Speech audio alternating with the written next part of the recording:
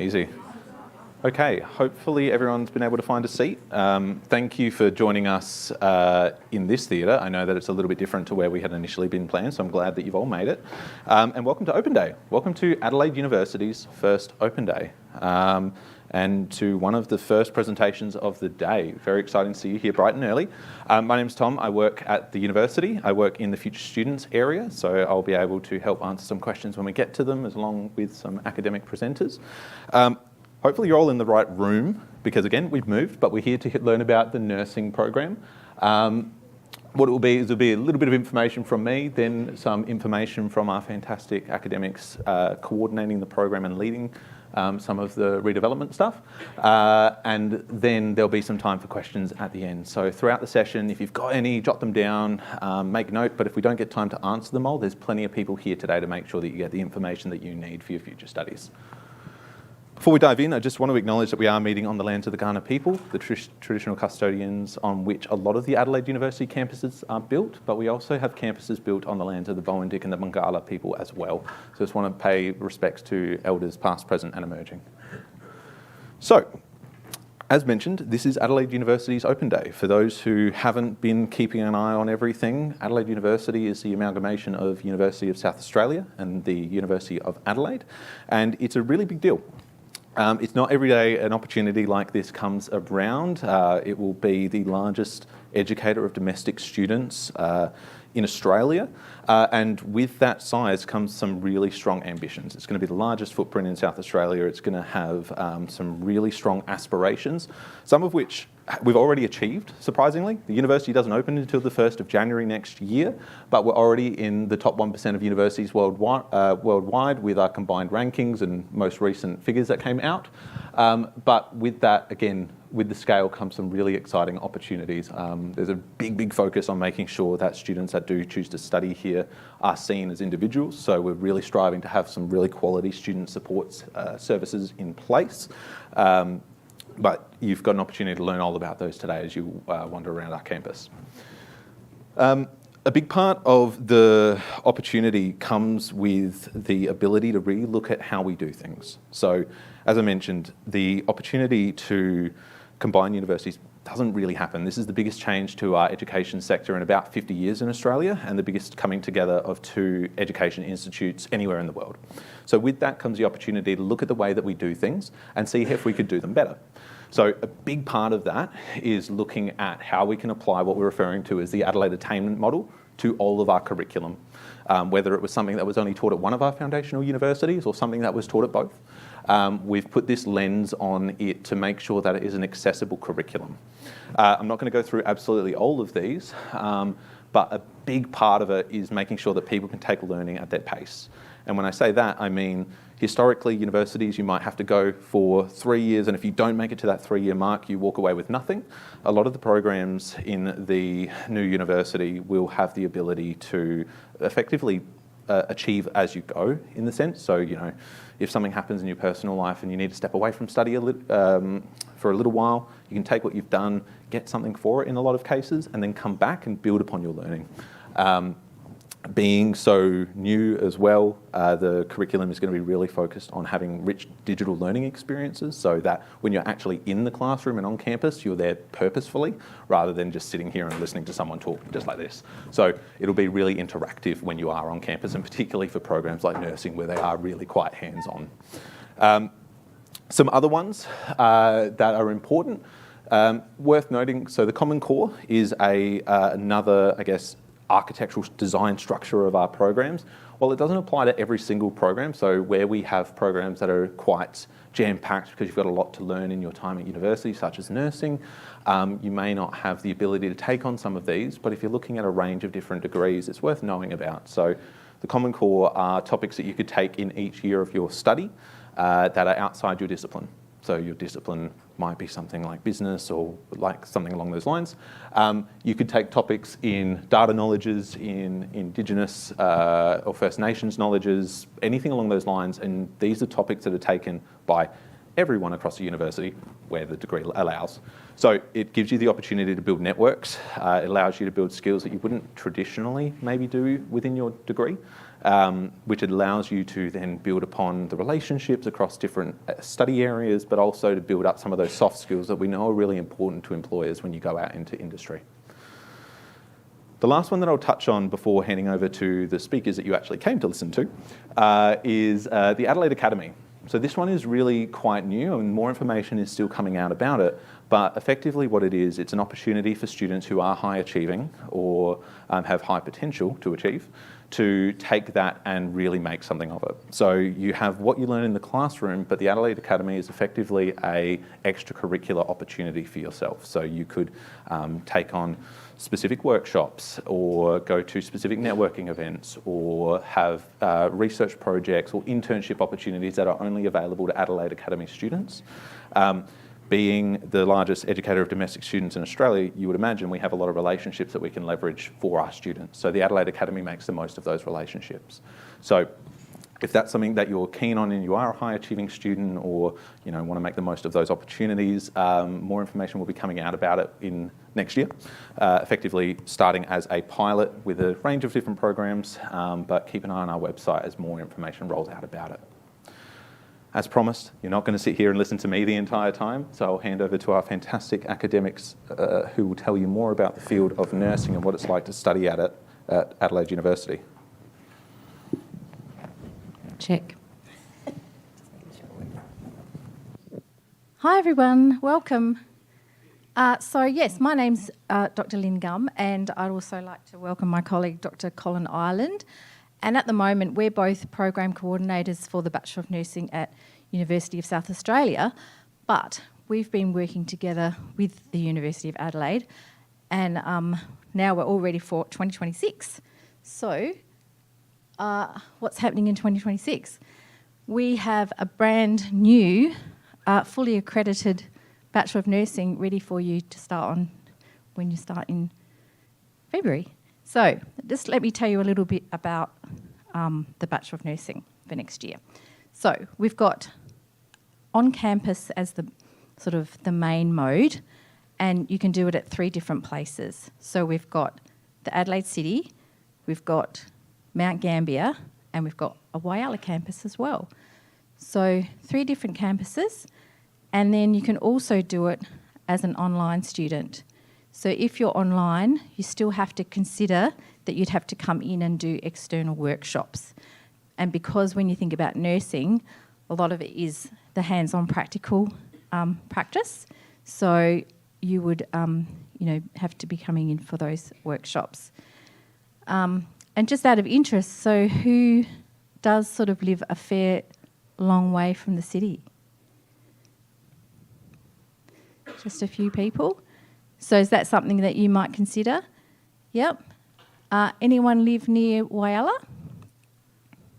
Anyone come from Whyalla? What about Mount Gambier? Yep. So you might be able to do your course at Mount Gambier. Okay. So we're actually going to, something that's novel is now being able to actually have 2 intakes a year, which is very exciting. You'll be able to either come to the February intake or the July intake, and that starts next year. And the length of the program is 3 years full-time, but you can actually do it part-time as well.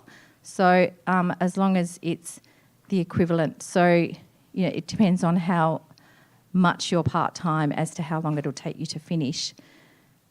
We have, even though it's called like first year, second year and so forth, we actually call it stages because it's easier to sort of monitor. You've got to, complete stage 1 before you start stage 2, and that's easier to understand when you're part-time. So that's probably enough about that.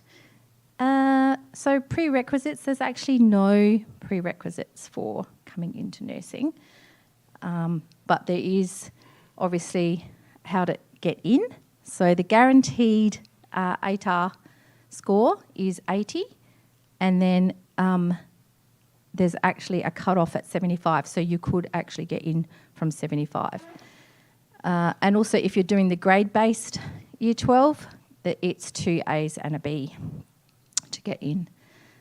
Assumed knowledge is none, but you might want to think about like which subjects might be helpful as a background. So, for example, biology and maths are pretty good to do before you come. And so the idea of our course, our program, is that because it's fully accredited, you actually have to do all the subjects. So even though we're talking about the Common Core, we don't have those in our course because you have to, because it's an accredited course through our, our registration body. You have to achieve like all of the subjects and all of the clinical placement.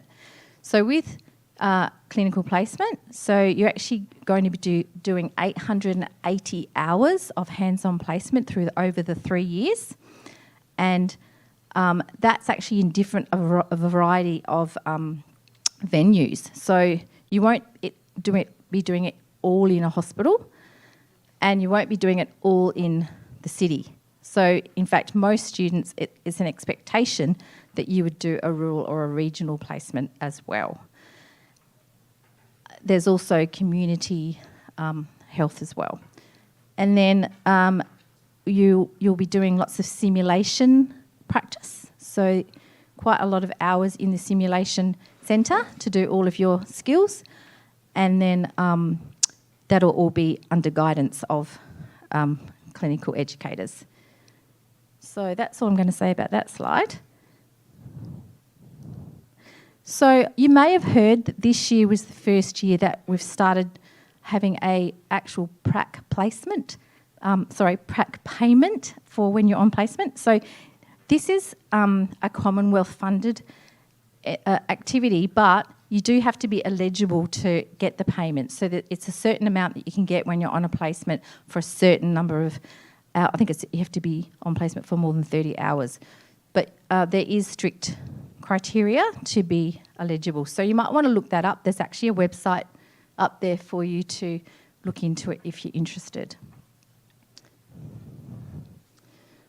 Okay, so that one. And then just a little bit about nursing to get you enthusiastic, hopefully, or maybe you already are enthusiastic. So nursing can take you anywhere. You will be, as a nurse, you'll have the sort of the privilege of being an advocate and providing compassionate care to people in our healthcare system. You'll also have the opportunity, once you're registered, you might be able to undertake research or teaching. And the other thing is that you've got to sort of be aware and up to date with all the technology. So it's very exciting because technology is very fast-paced, changing all the time. So you really do have to keep up to date. But you can be involved in all that. It's very exciting with technology now. And also, like, getting to collaborate with other healthcare professionals is pretty cool as well. And then also you might be able to specialise. So when you've finished your Bachelor of Nursing, you might be interested in doing a postgraduate study, and you can specialise in certain areas.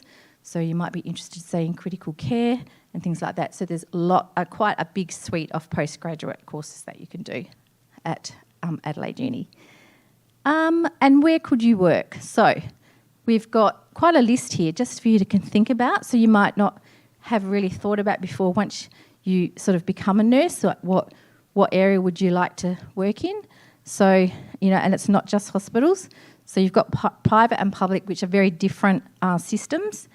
And then you've got working in community support, aged care, in a rehab unit. You can be a school nurse, you can be a home care nurse, drug and alcohol treatment centres, community health, mental health, which obviously is very big now. And one of your subjects will be actually mental health nursing. And then international aid. Some people are interested in going overseas. Correction facilities, policy, management, and then tertiary education. You can be like us and teach nursing. So that's pretty much all we're doing today, is just giving you a bit of a snapshot of our program for next year, and that way you can think about what questions you might have. So we have now got a Q&A session to finish off, and you can ask away. So, and Colin's going to join me in helping to answer the questions. So if there's anyone that has burning questions about, a bit more about the study of the field of nursing or what it's like at the university, was there a hand up the back? Yes, please. You mentioned what the staff requirement was for new students. What the qualifying mark for staff test was? It's a fantastic question. So the question was about if someone used the Skills for Tertiary Admissions test as an alternative means for entry.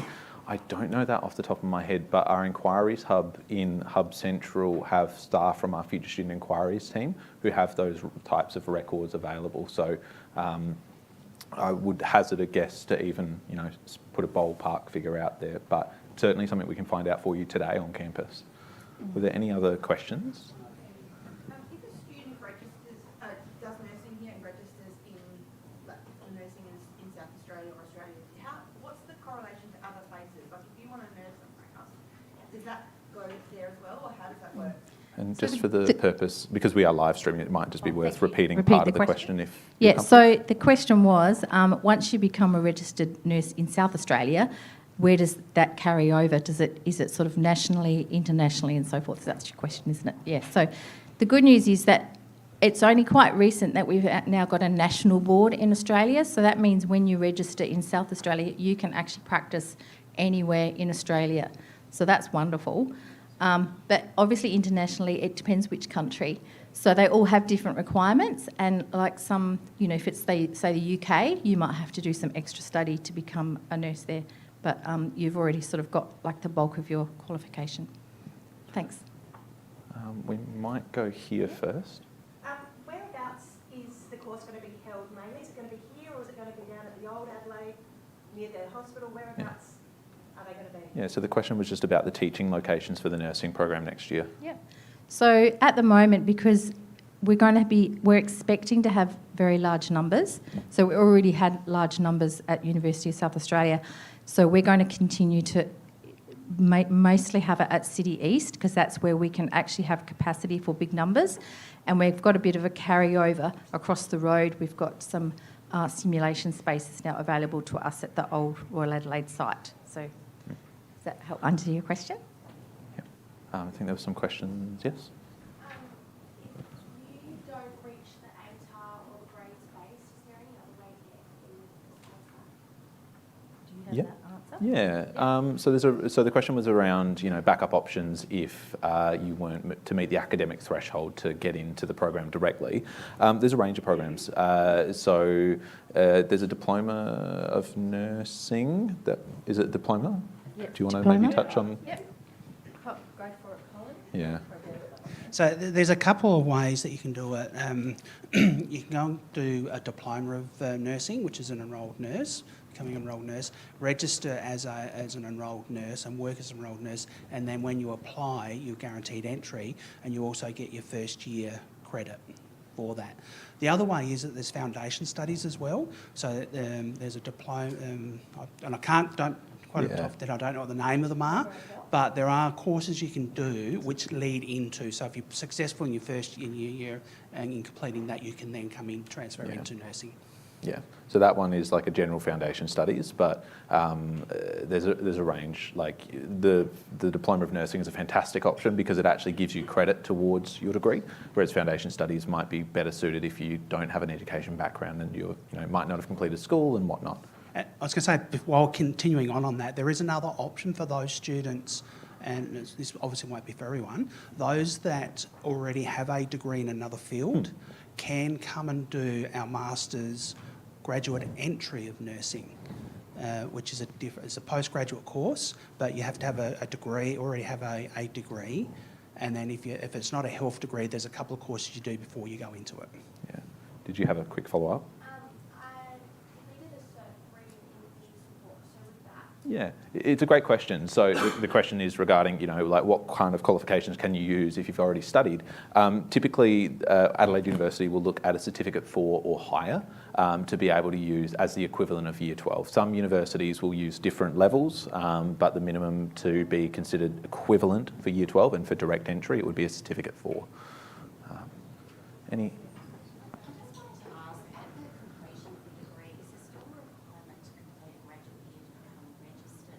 And is there still high competition for those places? Because I know that has been Yeah, so the question was around, what do you have to do upon completion to gain your full registration and whether a full year is still required? The answer's yes and no. Okay, it's always an advantage to do that. It's called the transition to professional practice, and it's really around supporting you students. Because you come from a student to become a registered nurse, there's a big jump in expectation. And so that first year is about giving you support throughout and additional support throughout. Year to year, the amount of places that are available change. Like a couple of years ago, anyone that graduated got a position. Obviously, that's not tenable, and one of the reasons why we've gone to the 2 entry points and so obviously 2 exit points is to allow employers a chance to not do everyone at the same time. It gives a chance to spread it out. So it is an advantage, but it's not necessarily a requirement. And you don't necessarily, there are all different options like there are transition programs in aged care, there are transition programs in community now. Everyone recognises that it's about support and giving those first graduates support going through so that they're not just straight out. And the other thing is that there's also programs now where you can, if you do half city, half rural, and that's quite new as well, but if you're prepared to go rural, that's a great opportunity that to give you. Yep. I think that was a question. Yep. So I've already got a diploma certificate. So how do I go about that when I go to apply? Yeah. So the question was, if you've already completed a diploma in nursing, how do you actually go and apply and get that credit recognised? Do you guys want to touch on that, or do you want me to? I reckon you can. Perfect. Yeah. So all applications to Adelaide University on-campus programs will be managed via SATAC, as we have traditionally, so the South Australian Tertiary Admissions Board. When you apply, regardless of your situation, you have to let them know about your previous studies, whether that's school or TAFE or otherwise. In doing so, you might upload some evidence. So in the example of TAFE, it would be your completion certificates and the qualification. They would verify that automatically, and then we would be able to recognise some credit there. Typically with diplomas, because we know what they're teaching, we are able to apply that quite easily. If you were coming from another university, we might need you to do some extra legwork, like give us your course syllabus and do all of those extra things to make sure that what they taught you matches what we teach you. But generally speaking, for diplomas, it's quite a straightforward process. We've got about 5 minutes left of this session. Can I add one more thing to that? If you do have a diploma of nursing, you do need to have registration as well. Some people do their diploma and do not register, and that's a different process. It's still a credit process, but it's different to getting the block 1 year credit. So if you registered, you can get a block 1 year credit. Perfect.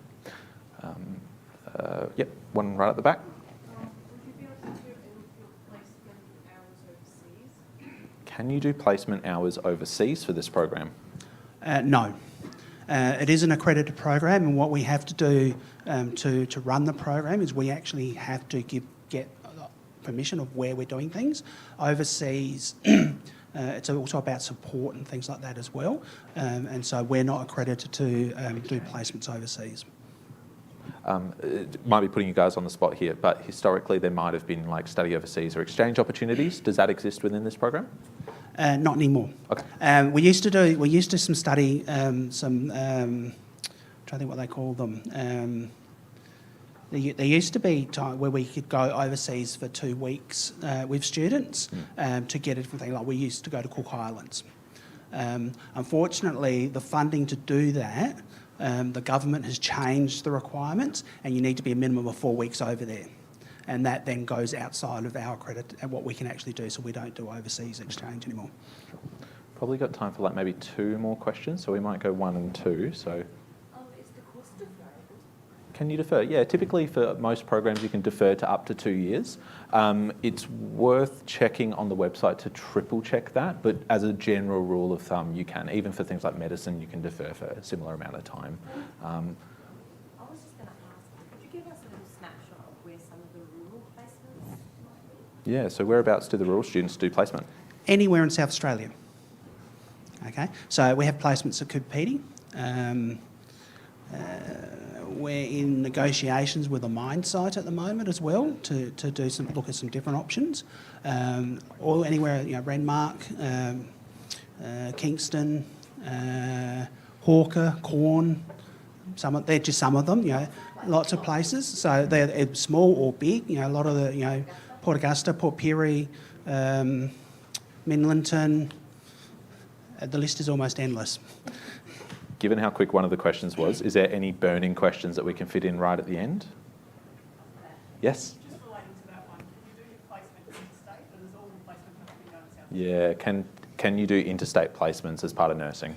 So one of the problems of interstate placements is the availability, and every other state's also got nursing programs. A lot of states stopped interstate placements around COVID. And we do some, but not many, and it's an assumption or an expectation that students will do their placements in South Australia. Amazing. So given that we've got about a minute left, I might... yep, we'll fit one more. Yeah. Yeah, do students get placed? Yeah, so no, it's not up to the students. We have a clinical placement unit who manage where students go on placement. One of my roles is in my role at UniSA at the moment, and I'm assuming it'll carry into Adelaide University, is I go out and sort of look at placements and making sure that they are quality placements as well. So any placement that a student goes on to, it's organised through the clinical placement unit, but we have assessed the placement before the students go there. We might be able to answer some questions after the session as well. I'm just conscious that we've got another one in here starting quite soon. So please join me in thanking our fantastic academic speakers. So obviously you've only come to one small part of our campus. There is a lot on show today, particularly for the health program. So where should people head to get some more information? So over in Brookman Hall, we have a stand for nursing over there. We've actually got a couple of students over there, plus academics as well. So Brookman Hall has all the health disciplines, and there's a spot specifically for nursing. There's also some opportunities down in the Health and Medical Science precinct. Head to the Hub Central where there's a lot of admissions information, but otherwise please enjoy your day and make the most of it. Thank you so much for coming.